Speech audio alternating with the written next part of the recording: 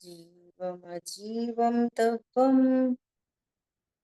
जिणवरवस हेळ चेळणे दिट्ठम् देविन्दविन्दवन्दं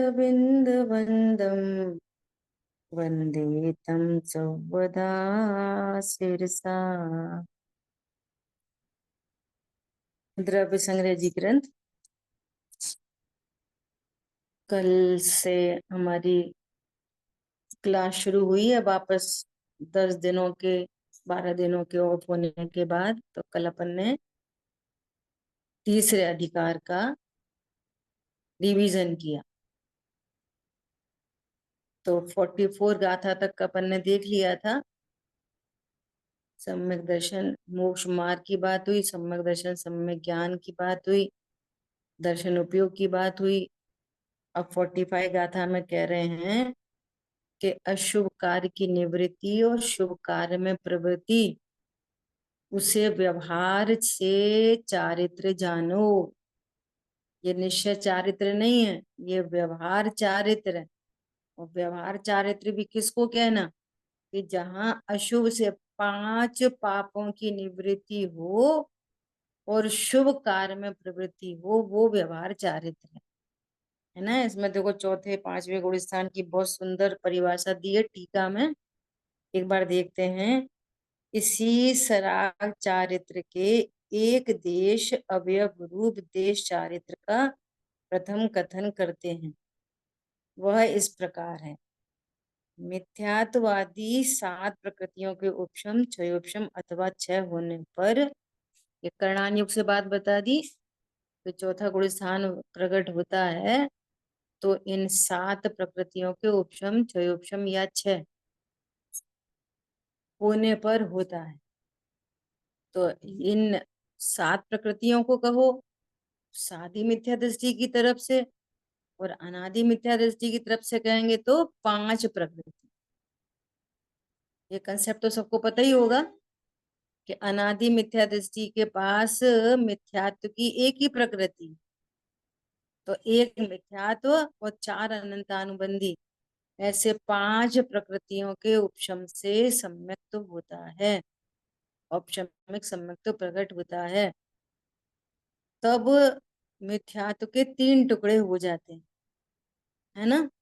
और फिर कदाचित वो मिथ्या दृष्टि हो जाए, फिर वापस औपशमिक सम्यक दर्शन हो उसको, तो कैसे होएगा, तब 7 प्रकृतियों के उपशम छह छह उपशम।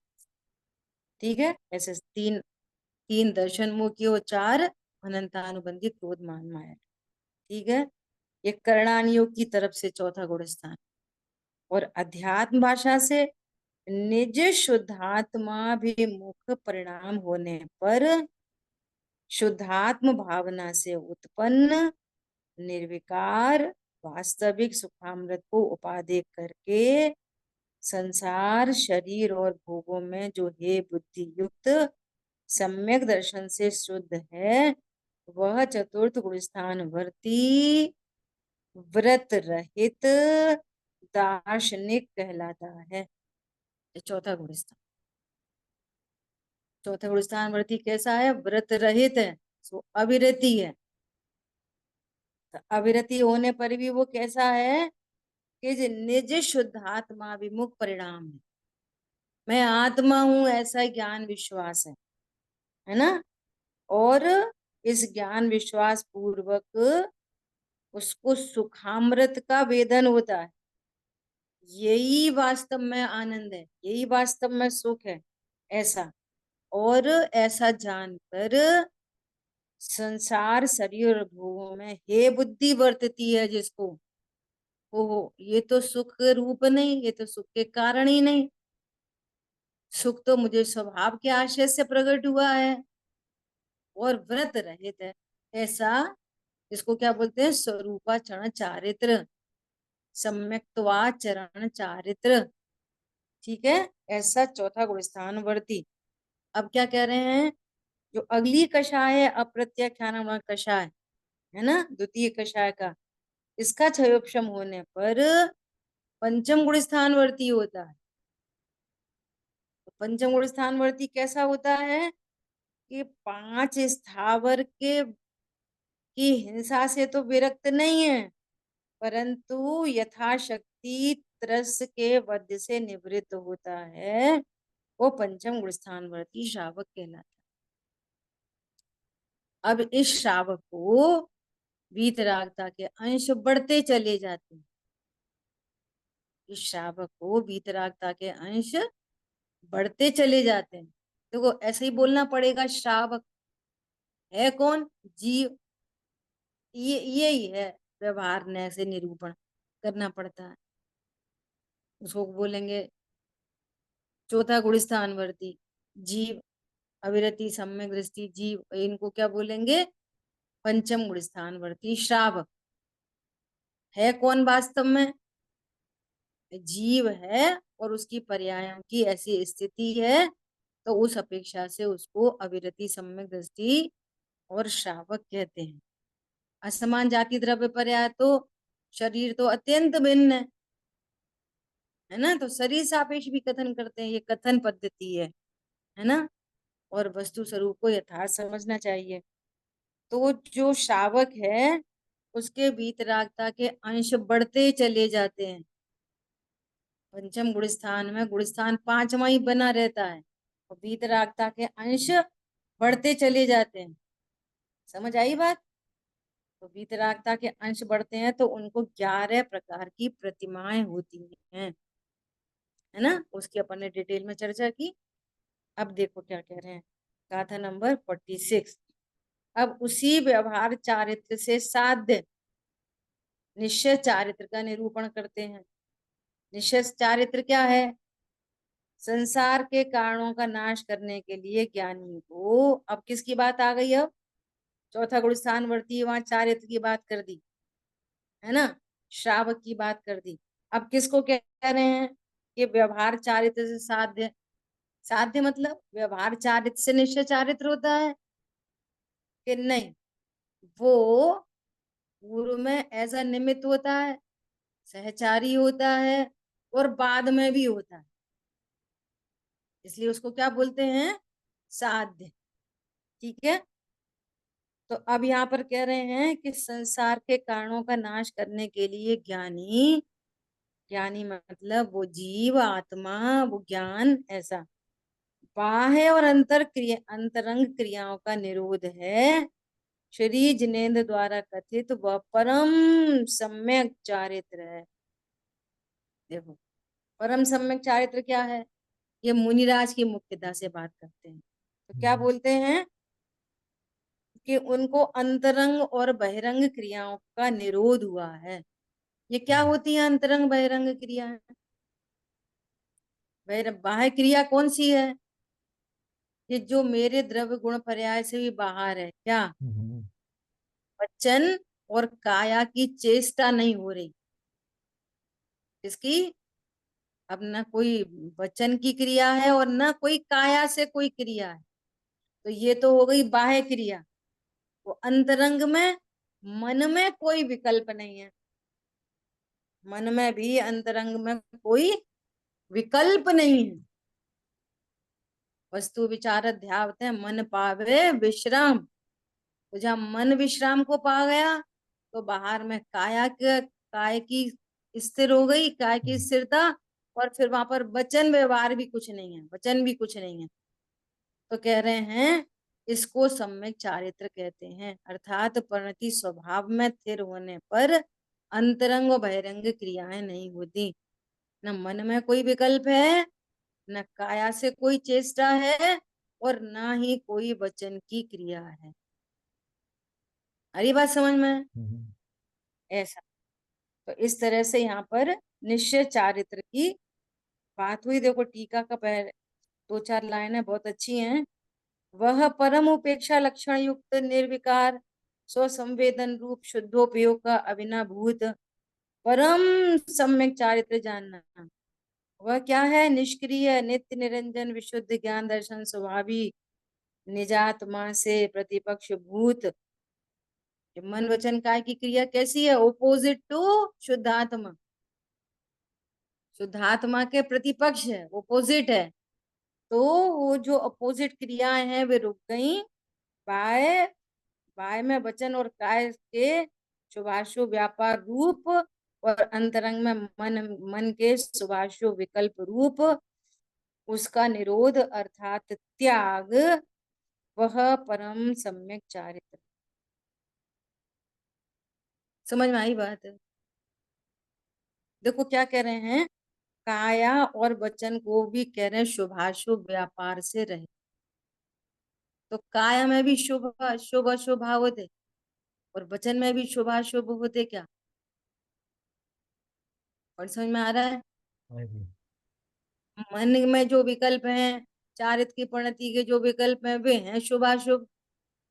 अब सुनना, अंतरंग में शुभ भाव उत्पन्न हुआ, हाँ जी। है ना, भगवान की भक्ति का पूजा का भाव उत्पन्न हुआ। तो अब इस भाव के पैरेलल क्या होएगा? वचन वैसे में हम जो। भगवान को हे जिनेन्द्र देव, हाथ भी जुड़ जाएंगे भगवान के आगे। तो हाथ जुड़ने को भी क्या कहेंगे? शरीर सापेक्ष शुभ, शरीर की शुभ क्रिया। और भगवान से कह रहे हैं हे भगवान मैं आपकी भक्ति करता हूँ, आप तो कैसे वीतरागी सर्वज्ञ हैं। तो ये जो वचन है इनको भी क्या बोलेंगे? शुभ, है ना। और अरे भाई वो भूख लग रही है, और मन में विकल्प आया कि मुझे भूख लगी, है ना, ऐसे भाव उत्पन्न हुए, तो काया की भी चेष्टा होने लगेगी। अगर मुनिराज के लिए बात करें तो मुनिराज भी गमन आदि होने लगेंगे उनके आहारचर्या के लिए, शरीर की क्रिया। और उनको वचन की क्रिया ऐसी नहीं होंगी कि मुझे भूख लगी है। चौथे पांचवें गुण स्थान वर्ती को होगी अरे मुझे भूख लगी है, कोई थाली लगा। तो कह रहे हैं शुभ अशुभ दोनों, काय की चेष्टा भी रुकी, शुभ अशुभ दोनों वचन की चेष्टा भी रुकी, और शुभ अशुभ दोनों मन की चेष्टा भी रुकी। तो ये सारी चेष्टाएं तो रुक गई। फिर हुआ क्या कि परिणति स्वभाव सन्मुख हुई, स्वभाव में इतनी लीन हुई, बाहर में ये कोई चेष्टा ही नहीं दिखाई दे। तो उस स्थिरता को क्या बोल रहे हैं भगवान? ये परम सम्यक चारित्र है ना। और ये सम्यक चारित्र कैसा है? कि 5 प्रकार के संसार से रहित है। कौन सा होता है 5 प्रकार का संसार? चर्चा हो चुकी है अपनी पूरी, अपन तो जानबूझ के कर रहे हैं रिकॉलिंग के, भूलने की बीमारी है। 5 पुल परावर्तन दीदी। हाँ बहुत बढ़िया। क्या क्या? कौन कौन से? द्रव्य परावर्तन, क्षेत्र परावर्तन, काल परावर्तन, भव परावर्तन और भाव परावर्तन। ये जो सम्यक चारित्र है, ये सम्यक चारित्र कैसा है? उन 5 परावर्तन से रहित है, और उन 5 परावर्तन के अभाव करने का कारण है। ऐसा जीव और 5 परावर्तन में नहीं रुलेगा जिसको ऐसा परम सम्यक चारित्र है। समझ आई बात? कैसे नहीं रुलेगा? जिस जिसको ऐसा परम सम्यक चारित्र है वो अपने स्वद्रव्य को जानता है। क्या जानता है? कि मैं जीव द्रव्य हूं। ऐसा जानने पर द्रव्य परावर्तन मिटता है। मैं असंख्यात प्रदेशी अभेद हूं, ऐसा जानने पर क्षेत्र परावर्तन मिटता है। समझ आई बात? और मैं कैसा हूं? मैं नित्य हूं, ऐसा जानने पर काल परावर्तन मिटता है। और भव रहित भगवान हूं, ऐसा जानने पर भव परावर्तन मिटता है। और मैं एक गायक भाव हूं, ऐसा जानने पर भाव परावर्तन मिटता है। समझ में आ रही है बात? परावर्तन मिटाने नहीं पड़ते, स्वभाव के सन्मुख जाने पर, अतीन्द्रिय आनंद प्रकट होने पर वे परावर्तन मिट जाते हैं। और जब तक अपने को जीव नहीं जानते और पर से लाभ हानि जानते हैं, तो ऐसा अनंत काल बीत गया ये द्रव्य परावर्तन होते होते, कि ऐसा बाह्य में कोई द्रव्य नहीं जो संयोग में नहीं आया हो, ऐसा कोई क्षेत्र नहीं जहां पर जन्मा नहीं हो, ऐसा कोई काल नहीं जिस काल में ये रहा नहीं हो। उत्सर्पणी अपसर्पणी, चौथा काल, पांचवा काल, छठवां काल, पहला काल, भू भूमि, समझ में आ रही है? हर काल में उत्पन्न हो चुका, काल परावर्तन। ऐसा कोई भव नहीं बचा निगोद से लेके नोवे ग्रेव तक। ऐसा कोई भव नहीं बचा जिस भव में ये जीव इसके संयोग में नहीं आया। और ऐसे ही उत्कृष्ट उत्कृष्ट 28 मूल गुणों के परिणाम और निकृष्ट से निकृष्ट सप्त व्यसनादि के परिणाम इस जीव को अनंत बार हो चुके। ऐसे भव परावर्तन, भाव परावर्तन तो कैसे मिटेंगे? एक स्वभाव के आश्रय। ये है ऐसा परम सम्यक चारित्र जो पंच परावर्तन से रहित है और 5 परावर्तन का अभाव करने वाला है। ये परम सम्यक चारित्र। ठीक है, इस तरह से अपनी 46 गाथा हुई। अब 47 गाथा में क्या कह रहे हैं कि इस तरह का यदि तुम्हें निश्चय और व्यवहार मोक्ष मार्ग चाहिए तो तुम क्या करो? ध्यान का अभ्यास करो। जो ध्यान है उसका अभ्यास करो। उसका क्या अर्थ निकला कि ध्येय का निर्णय करो। ध्यान का अभ्यास करो मतलब ध्यान रखो मैं आत्मा हूं। क्या ध्यान रखो अर्थ में? मैं आत्मा हूं। अरे आप तो बड़े अच्छे लग रहे हो। ध्यान रखो मैं आत्मा हूं। बहकाने वाले बहुत मिलेंगे। अरे एक बात है, आप आपके बच्चे तो बहुत होशियार हैं। ध्यान रखो मैं आत्मा हूं। समझ में आ रही है बात? ये ध्यान का अभ्यास करो, मैं आत्मा ही हूं। ऐसा ध्येय का निर्णय बनाओ। ठीक है, तो इस तरह से ध्यान करने से मुनि नियम से निश्चय और व्यवहार रूप मोक्ष मार्ग को प्राप्त करते हैं। ध्यान में ही निश्चय व्यवहार मोक्ष मार्ग का जन्म होता है। पिछली क्लास में भी कल भी चर्चा आ गई कि जब अपने स्वरूप को जानते हैं अतीन्द्रिय आनंद प्रकट होता है तब ही वास्तव में महिमा आती है कि अनंत देव कैसे हैं, सिद्ध भगवान कैसे हैं, हमारे मुनिराज कैसे हैं, जिनवाणी कैसी है, स्वरूप कैसा बताया गया। तो देव शास्त्रों का सच्चा निर्णय भी आत्म श्रद्धान पूर्वक होता है। ओ मैं जीव हूँ, मात्र जानने वाला जीव हूँ। अनंत भगवान सिद्ध भगवान जीव है। अनंत सिद्ध भगवान कौन है? जीव है। मुनिराज कौन है? जीव है। मैं भी जी हूँ। हाँ मैं भी जीव हूँ। ठीक है, तो इस तरह से अपनी 47 गाथा का स्वाध्याय किया। अब 48 गाथा में क्या बता रहे हैं जो अपनी चल रही है। यहाँ पर कह रहे हैं यदि कामना है निर्विकल्प ध्यान में हो चित्त स्थिर तो मोह राग द्वेष इष्ट इष्ट अनिष्ट में हो चित्त स्थिर। तो क्या बोल रहे हैं? यदि तुम विचित्र अनेक प्रकार के तथा विचित्र विकल्प जाल रहित ध्यान की सिद्धि के लिए चित्त को स्थिर करना चाहते हो तो इष्ट और अनिष्ट इंद्रिय विषयों में मोह राग द्वेष मत करो। क्या अर्थ निकला था इसका अपन का लास्ट क्लासों में? यदि हम पर पदार्थों को इष्ट अनिष्ट जानते ही रहेंगे तो फिर राग द्वेष क्यों नहीं होंगे? समझ में आ रही है? तो क्या करना है? स्वरूप जानकर कोई पर पदार्थ मेरे लिए इष्ट अनिष्ट नहीं है ऐसा जानने पर राग द्वेष उत्पन्न नहीं होते। उसको उपदेश की शैली में कहते हैं राग द्वेष मत करो। समझ आई बात? देखो कैसी कैसी भाषा शैली चलती है। एक अमित गति आचार्य भगवान का धर्म परीक्षा ग्रंथ है ना।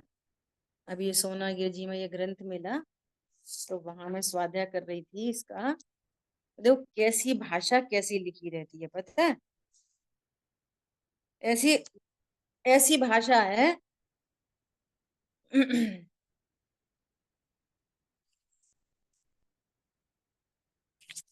एक मिनट होल्ड करना है।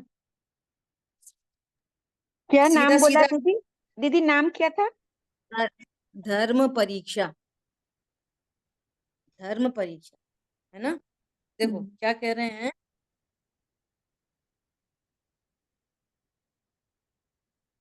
कोई भी बाह्य पदार्थ अपने साथ जाने वाला नहीं। सुनना ध्यान से, यह जानते हुए भी प्राणी जो उन्हीं बाह्य पदार्थों के निमित्त से महान आरंभ में प्रवृत्त होता है, इससे दूसरी मूर्खता और कौन सी होगी। स्पष्ट दिखाई दे रहा है, हमारे पिताजी चले गए, पिताजी के पिताजी चले गए, वो भाभी चली गई, वो भतीजा चला गया, वो चला गया, तो ये तो कोई सामग्री किसी के साथ नहीं गई। अपने सामने से तो बहुत लोग गए होंगे ना, तो दिखाई दे रही है, अरे कोई भी तो सामग्री उनके साथ नहीं गई। एकदम स्पष्ट मिथ्या दृष्टि को भी क्लियर पता चल रहा है ना, तो भी कैसा मूर्ख है, ये उसी के संचय में लगा रहता। समझ आई बात। अभी देखना, अभिप्राय यह है कि जब कोई भी चेतन व अचेतन पदार्थ प्राणी के साथ नहीं जाता है, तब उसके निमित्त से व्यर्थ ही पाप कार्यों में प्रवृत्त नहीं होना चाहिए। इतनी बात हुई। अब देखना भाषा देखना, चूंकि इंद्रिय विषय जनित सुख से भविष्य में दुख तथा तपस्रण जनित दुख से भविष्य में अतिशय सुख प्राप्त होता है, इसलिए विद्वत जन उस इंद्रिय विषय जनित सुख को छोड़कर तप को किया करते हैं। क्या कह रहे हैं, इंद्रिय विषय जनित जो सुख है वो तो भविष्य में देने वाला है दुख, मतलब है तो सुख ना वो। देखो भाषा देखो, आप जगह जगह व्यवहार करने से निरूपण, जगह जगह 99.99% व्यवहार ने में जिनवाणी निबद्ध है। नाम क्या है, धर्म परीक्षा। समझ में आ रही है क्या कह रहे हैं, जो इंद्रिय जनित सुख है कि नहीं। बोलो। अब ये ऐसी भाषा क्यों लिख रहे हैं, ये पूरी जनवाणी अज्ञानियों के लिखी गई है, और वो समझता है कि इसमें सुख है, तो वो कह रहे हैं कि जो इंद्रिय जनित सुख है ये भविष्य में दुख का कारण है। समझ में आ गई बात। हाँ जी। मलयक्ष को समझाने के लिए मलयक्ष की भाषा में बात करते हैं आचार्य, और उसको तपस्क्षण दुख लगता है। भाई पर्व निकल गए, तो पर्वों में एक बार भोजन करना कि दो हम्म, बार करना, एक बार भी नहीं करना, एक बार पानी लेना, कि चाय पीना कि नहीं पीना, कि हरी खाना कि नहीं खाना, तो तपस्या कैसा लगता है, दुख रूप। तो वही शैली लिखी है यहाँ, कि जो तपस्या जनित दुख से भविष्य में अतिशय सुख प्राप्त होगा। बोलो, तपस्या करके तो ग्रेव चला गया।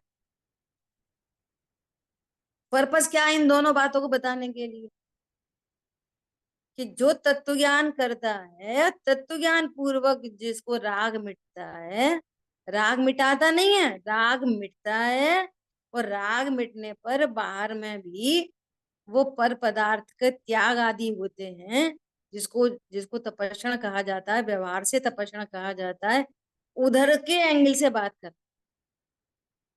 तो वो सुख हुआ कि दुख हुआ, वो तो है तो सुख। पर मलेश की भाषा में लिख रहे हैं कि वो जो दुख है वो हम्म, भविष्य में सुख देने वाला है, हम्म, क्योंकि सुख को चाहता है, तो कहेंगे जिसको तू सुख समझ रहा है उससे तो भविष्य में दुख मिलेगा, और जिसको तू दुख समझ रहा है उससे उस भविष्य में सुख मिलेगा। बात सुन रहे। अब और सुनना जरा, दुख से सुख कैसे मिल सकता है, और सुख से दुख कैसे मिल सकता है। तो जो वास्तव में जो इंद्रिय जनित सुख है ना, वो सुख नहीं है, वो दुख है, तो दुख से दुख मिलता है। और तपस्या आदि सुख है, तो सुख से सुख मिलेगा, सिंपल।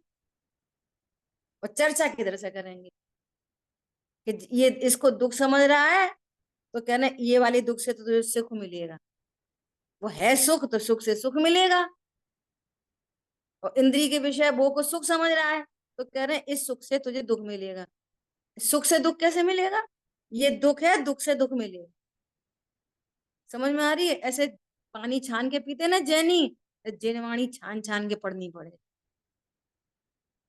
और सुनो आगे कैसे लिखा है। निरंतर पोषण करने पर भी विषय महान दुख दिया करते हैं। कौन कौन दुख दिया करते हैं? विषय।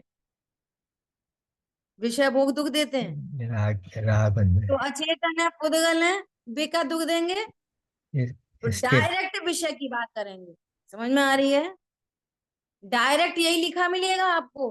अरे विषयों में दुख है। विषयों में काय को दुख है? दुख तो तेरी परिणति है, विषय की परिणति थोड़ी दुख है। तो क्या बोल रहे हैं? विषय महान दुख दिया करते हैं, उनसे दूसरा और कोई भी दुसह शत्रु नहीं हो सकता। आत्मा का शत्रु कौन? विषय भोग, इंद्रिय के भोग, मधुर विषम, राग द्वेष। लावण्यमयी काया। अरे प्रभु, ये तो सब जड़ की क्रीड़ा है। हम्म, आज मैं जान पाया। वे इंद्रिय के विषय भोग, वे विष के समान वे नहीं है। हम्म, तेरे को लगता है मैं इनको भोग सकता हूँ, ऐसा परिणाम विष के समान है। ये इसका भाव नहीं। मरण है। समझ में आ रही है बात? नहीं, बात तो सुंदर। भाषा कैसी लिखी है, इतना बड़ा ग्रंथ है अमित गति आचार्य देव। देखो और क्या कह रहे हैं। अभिप्राय यह है कि इंद्रिय विषय शत्रु से भी अधिक दुखकार, दुखदायक। हम्म, इंद्रिय विषय दुखदायक है। तो ऐसा ही पढ़ पढ़ के इनके अभिप्राय, इनका मर्म नहीं समझ के ये विषयों को छोड़ देता है और अज्ञानता मोह सुरक्षित रहता रखी रहती है। हाँ, है। विषय छोड़ देता है। विषय कैसे हैं? शत्रु हैं। तो कुछ भी नहीं अब करते, सुनना विषय जरा, तो विषय है बस। आत्मा का शत्रु कौन है? इंद्रिय के विषय, इंद्रियां, कि मोह मिथ्यात्व। राग द्वेष? बहुत आ जाए मिथ्यात्व। अब समझना जरा, आगम शैली में मोह राग द्वेष को शत्रु कहते हैं, और अध्यात्म में वो मोह मेरा कुछ नहीं लगता, उपयोग केवल एक में। आगम अध्यात्म का अंतर समझ में आया? आगम में क्या बोलेंगे कि तेरे शत्रु पत्नी, दुकान, मकान, बच्चे, विषय भोग नहीं, कर्म भी तेरे शत्रु नहीं। तेरे शत्रु तो तेरा ही अज्ञान, मोह राग द्वेष है। ये आगम है, अपने लिमिट के अंदर ला दिया। अच्छा सुनो, अनादि से शत्रु किसको कहते हैं? जो मेरा बिगाड़ कर दे, उसको भी तो कहते हैं शत्रु। जो मेरा नाश कर दे, मेरा बिगाड़ कर दे, मेरा कुछ लूट लें, मेरा कुछ खराब कर दें, वही तो शत्रु है। बोलो अनादि से मोह है। त्रिकाली ध्रुव भगवान आत्मा का क्या बिगड़ा? ओहो, जैसे ही दृष्टि, अब सुनना, ये ऐसे सुन के, ओ मैं त्रिकाली ध्रुव अभी भी परिपूर्ण शुद्ध हूं, ये निर्णय तो नहीं करता और आनंद नहीं आता। हाँ सही बात है, मोह भी हमारा शत्रु है। बता कैसे शत्रु नहीं? समझ में आई बात? अरे ये वाली बात सुन के तो परिणति चहक गई। अरे सही बात है, मोह राग द्वेष ने भी मेरा कुछ नहीं करा। तो मोह राग द्वेष, इधर इधर विषय भोग, इधर मोह राग द्वेष, दोनों का लक्ष्य छूटकर वो परिणत ज्ञान में कौन प्रसिद्ध हो गया? परिणति कहाँ चली गई? ओ ध्रुव, ओ मैं तो परिपूर्ण हूँ। और ऐसा जानते से ही जो आगम में जिनको शत्रु का, अब मिट गए। और राग मिटा तो इंद्रिय के विषय भोग भी मिट गए। वो उधर का काम अपने आप हो गया। समझ में आ रही है बात? एक गजब की बात, विधि है। क्या बोल रहे हैं कि इंद्रिय विषय शत्रु से भी अधिक दुखदायक। कारण, कारण शत्रु तो प्राणी को केवल उसी भव में दुख दे सकता है, परंतु ये विषय उसे अनेक भवों में भी दुख दिया करते हैं। कौन? विषय। विषय भोग दुख दिया करते हैं अनेक भवों में। समझ में आ रही है बात? देखो कैसी लिखी है जिनवाणी। विषय भोग जीव को दुख दिया करते हैं। अरे विषय भोगों से मेरा अत्यंत अभाव है, वो मुझे क्या दुख दिया करते हैं, वे मुझे कैसे दुख दे सकते हैं। समझ आई बात? हाँ, अपने स्वरूप को नहीं जानकर और विषयों में एकत्व ममत्व कर्तृत्व भोक्तृत्व बुद्धि है, वो तो कर रहे इससे दुख उत्पन्न होता है। कहाँ? मेरे में नहीं, पर्यायों में। कहाँ उत्पन्न होता है दुख? हैं। मेरे में नहीं, विशेष पर्याय। विशेष पर्याय। उस दुख से उस दुख से किसका बुरा होता है? जो प्रणति में दुख उत्पन्न होता है उससे किसका बुरा होता है? उससे बुरा होता है संवर निद्रा प्रकट नहीं हो पाती, सुखमयी पर्याय नहीं प्रकट हो पाती, मेरा कुछ नहीं होता। कौन समझ में आया? जहां दुख है तो सुख नहीं प्रकट होगा, ऐसा। और मेरे में क्या होएगा उससे? कुछ भी नहीं कुछ होगा। नहीं। तो ऐसे अपने स्वरूप के महिमा आने पर क्या होता है? वो दुख मिट जाता है, अज्ञान मोराग देश मिट जाते हैं।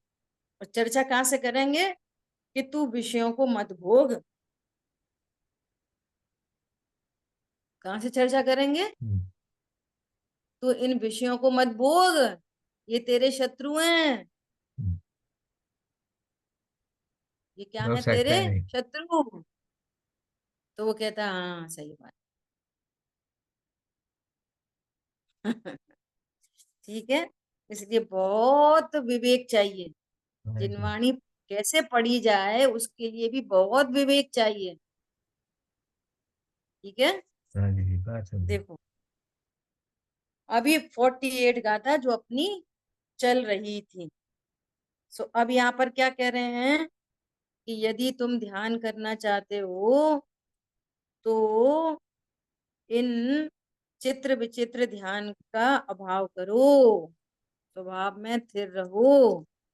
तो ये चित्र विचित्र ध्यान क्या है?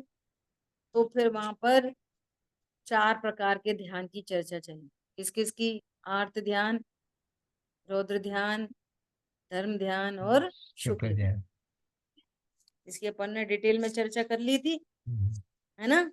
और अब गुरुदेव श्री के प्रवचन से ये बात अपन है। देखेंगे। एक ही पेज हुआ था गुरुदेव श्री के प्रवचन से भी, है ना। हाँ जी। अभी चारों ध्यान की कोई चर्चा आई नहीं थी।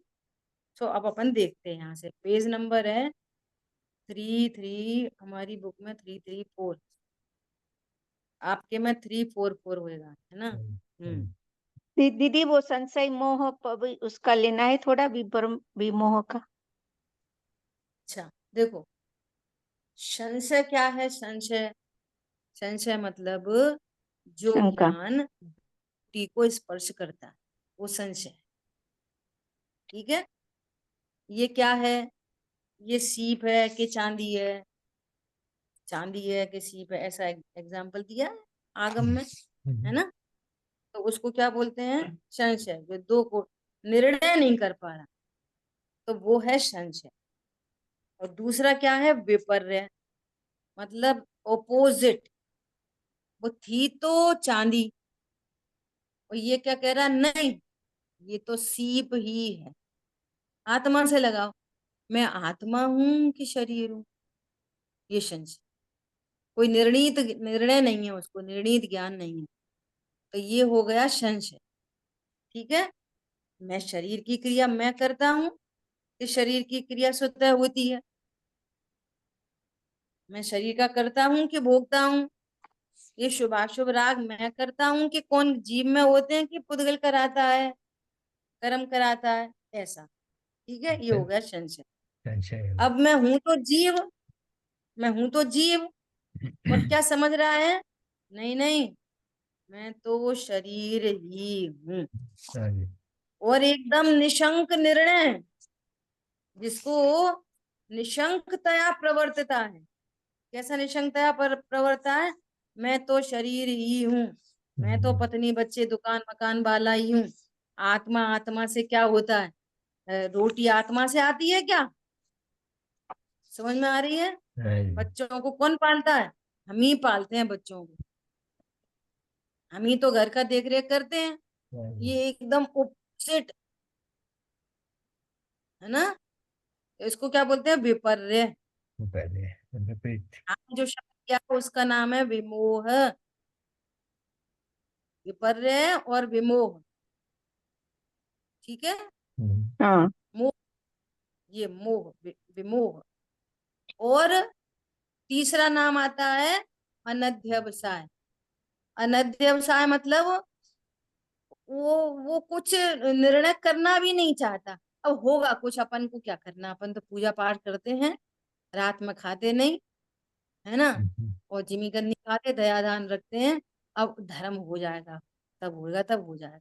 अनध्यवसाय, उसको बोलते हैं अनध्यवसाय, ठीक है। निर्णय करना भी नहीं चाहता, ये अनध्यवसाय। और यहाँ पे इसको बोलते हैं विभ्रम रहित। सम्यक ज्ञान है वो कैसा है? इन तीनों दोषों से रहित है। तो एक जगह आता है संशय, विपर्य, अनध्यवसाय, और यहाँ पे उसको क्या शब्द दिया है? संशय, विमोह और विभ्रम। ये एक ही क्या बात है? है। ये विमोह विभ्रम, ये क्या है? ये तो अज्ञान के तीन दोष हैं।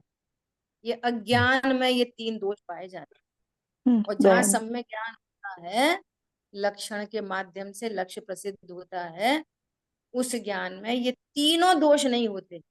न तो उसको संशय है क्या, पता नहीं मैं आत्मा हूं कि शरीर हूं, नहीं मैं आत्मा ही हूं। और कोई विपर्य नहीं, ओपोजिट नहीं, हाँ मैं आत्मा ही हूं, मैं शरीर नहीं। मेरी आत्मा से अस्थि, शरीर से नास्ति, इन दोनों के बीच में अत्यंत भाव की वज्र की दीवार। हाँ जी, कोई कोई संशय नहीं, कोई विपर्य नहीं, और कोई अनध्यवसाय नहीं। होगा कुछ, होगा कुछ नहीं, मैं आत्मा ही हूँ। तो जो सम्यक ज्ञान होता है वो इन तीनों दोषों से रहित होता है, ठीक है। इसमें ऐसा एग्जाम्पल भी दिया है बहुत अच्छा सा। सीप है कि चांदी है, ऐसा, पैर में हाँ कुछ जी। कांटा लगा, है ना, ऐसा। हम्म। तो होगा कुछ इस तरह से। तो ये संशय, विपर्य, अनध्यवसाय, ये सब क्या है? ये ज्ञान, अज्ञान के दोष हैं। तीन दोष दोष। बहुत बड़े बड़े दोष हैं। ये जीव इसी के कारण से परिभ्रमण कर रहा है संसार में। अज्ञान के दोष हैं। सम्यक ज्ञान में ये तीनों दोष नहीं होते। सम्यक ज्ञान संशय, विपर्य, अनध्यवसाय से रहित होता है, ठीक है। हाँ, सम्यक ठीक है ज्ञान दीदी। कहते ही उसे हैं। सम्यक ज्ञान की तीन परिभाषाएं क्या? वस्तु स्वरूप का यथार्थ ज्ञान। वस्तु स्वरूप का ज्ञान हुआ जब, तो रहस्य पता चल गया, रहस्य का विशेष ज्ञान। और फिर जिस ज्ञान में मैं ज्ञायक हूं ऐसा ग्रहण होता है। अब मैं ज्ञायक हूं ऐसा ग्रहण हो गया। ग्रहण हो गया मतलब, ग्रहण करना मतलब जानना। जान लिया मैं आत्मा हूं, तो उसको कोई संशय नहीं रहा, कोई विपर्य नहीं रहा, कोई अनध्यवसाय नहीं रहा, है ना। समय सारजी में ये अनध्यवसाय शब्द बहुत आया है। हम्म। मैं ये पर मेरा है। वहां तो 5 तरह का अनध्यवसाय बोला, 5 प्रकार। क्या? ये मैं पर हूं, एकत्व, पर मेरा है, मैं पर का करता हूँ, मैं पर का भोगता हूँ, और मैं पर को जानता। ये भी अज्ञान है, मैं पर को जानता, तो पर को नहीं जानता। अरे ज्ञान की प्रतिपल उठे तरंग झांकता उसमें आता था। वो ज्ञान अपने को प्रसिद्ध करते हुए उत्पन्न होता है। देखो रहस्य तो बहुत हैं, और एकदम सिंपल, एकदम सिंपल, सिंपल। इतनी सरल बात है कि एक छोटे से बच्चे के भी जिह्वा इंद्री पर मिश्री रखी तो उसको मिश्री का वेदन नहीं होता, मिश्री में रहने वाले अनंत गुणों का वेदन नहीं होता, अकेली मिठास का पर्याय का वेदन होता है। लक्षण, लक्षण सदा व्यक्त होता है, तो उसको क्या पता चलता है कि मिठास है, तो प्रसिद्धि किसकी हो जाती है? मिठास लक्षण को जानते से दो काम होते हैं, दो काम होते हैं। बता तेरे को क्या खिलाया, तो सीधा सीधा अस्थि से क्या बोलेगा सबसे पहले? आपने मुझे मिश्री खिलाई, मिश्री। तो मिठास से सीधे सीधे किसका पता चला? मिश्री, अस्थि। और अनंत की नास्ति होती, लक्षण से दो काम होते हैं, वस्तु प्रसिद्ध होती है और अनंत पर का निषेध एट अ टाइम होता है, एक ही समय में दोनों काम होते हैं। मुझे नींबू नहीं खिलाया, मुझे नमक नहीं खिलाया, मुझे मिर्ची नहीं खिलाई, समझ में आ रही है?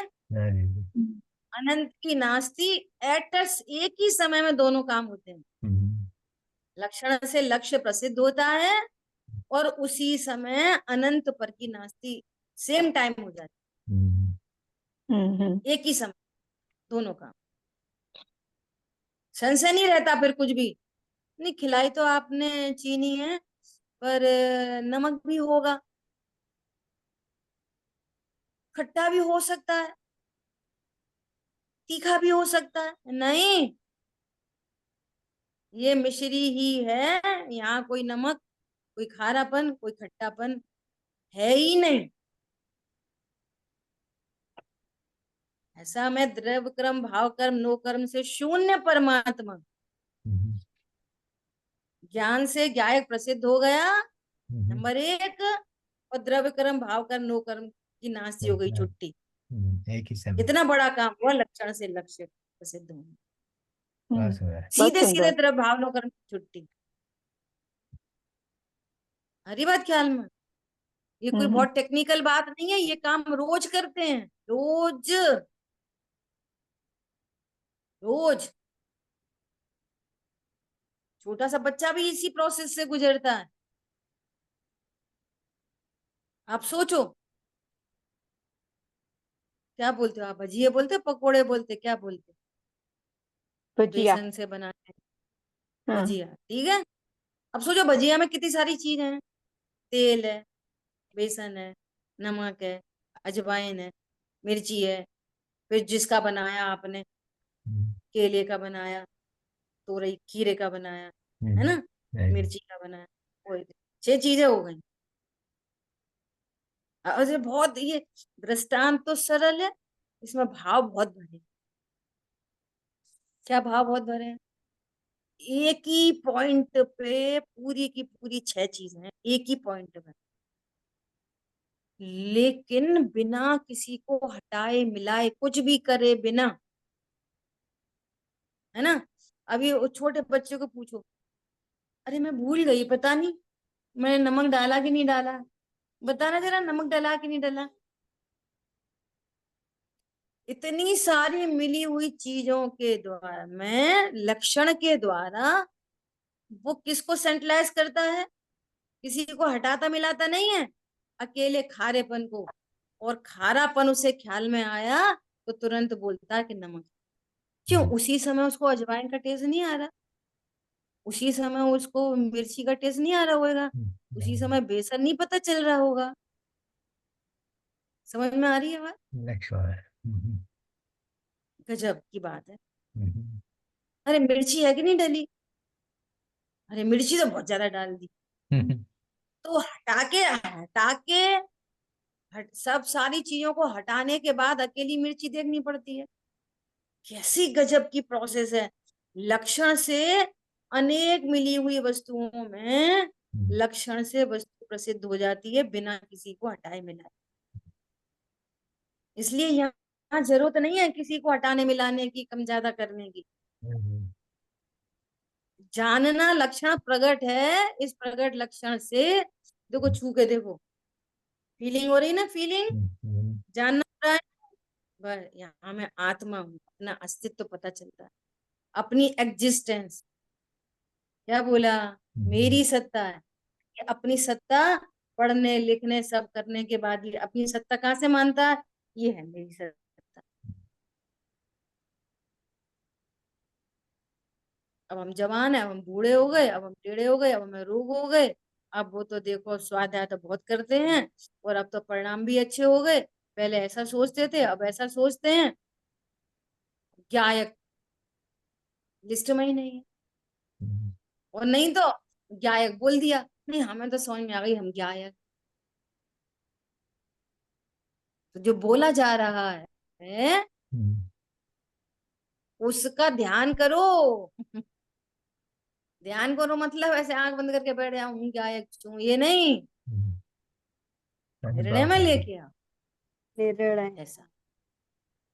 समझ आई बात? गजब। नहीं, बहुत सुंदर दीदी। ठीक है, अभी समय हो गया है। हाँ जी। अभी इस पेज पे अपने सेकंड लास्ट पैराग्राफ से अपना स्वाध्याय अपन कंटिन्यू करेंगे। और एक बार है ना इसको, जहाँ से गुरुदेव जी का प्रवचन शुरू हुआ है, इसको सब पढ़ के रखना। ठीक है जी। यहाँ तक जितना हुआ है वहां तक पढ़ के रखना। ठीक है, हाँ जी। चलिए। जिन वाणी के ज्ञान से सूझे लोकालोक, सो वाणी मस्तक नमन सदा दे तुम। बोलिए द्वाशान मई जिपान जय हो। ग्रह सभी इंद्र सभी को जय हो।